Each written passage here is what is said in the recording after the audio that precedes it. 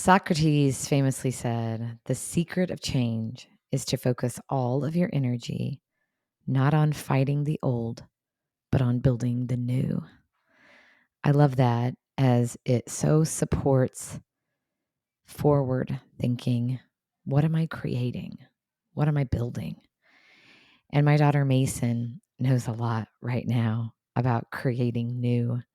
She's in the midst of a big transition. She recently graduated from Indiana University. She's moving to Cleveland, starting a role on a spinal cord research team. And 4 weeks ago, she didn't know a single person in Cleveland. She took the initiative to do some reach outs, and she's starting to build a network already as she prepares for this big move. So she's leading through a lot of change and a lot of transition right now. And I asked her to share some of her leadership insights through that.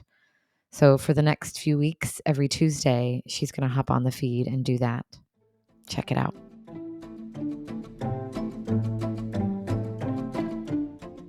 Welcome back, listeners. To wrap out my series on change and leading through that, I wanted to end with probably the message that is the most meaningful to me in this moment and throughout this entire process.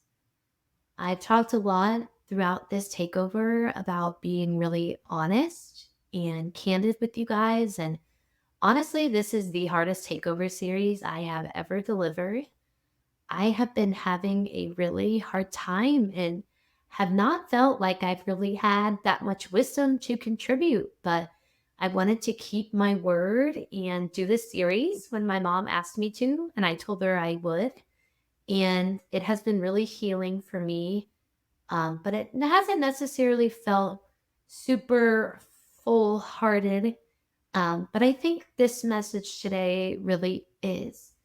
And it's nothing super eloquent or super insightful. It's just something important to remind myself of, and hopefully it inspires somebody else.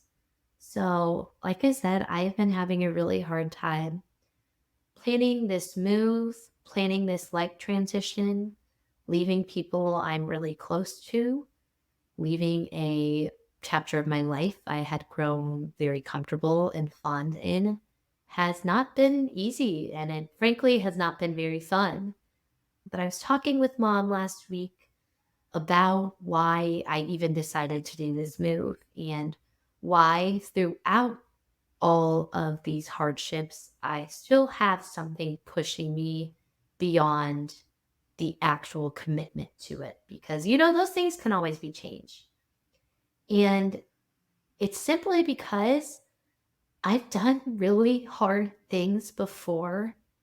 And maybe even though they weren't exactly like this, I know I can do a hard thing again.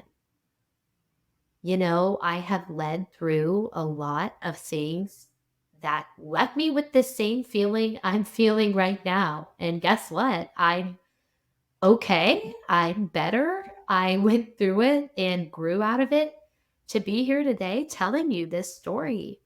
And so I know I can do this because I've done it before.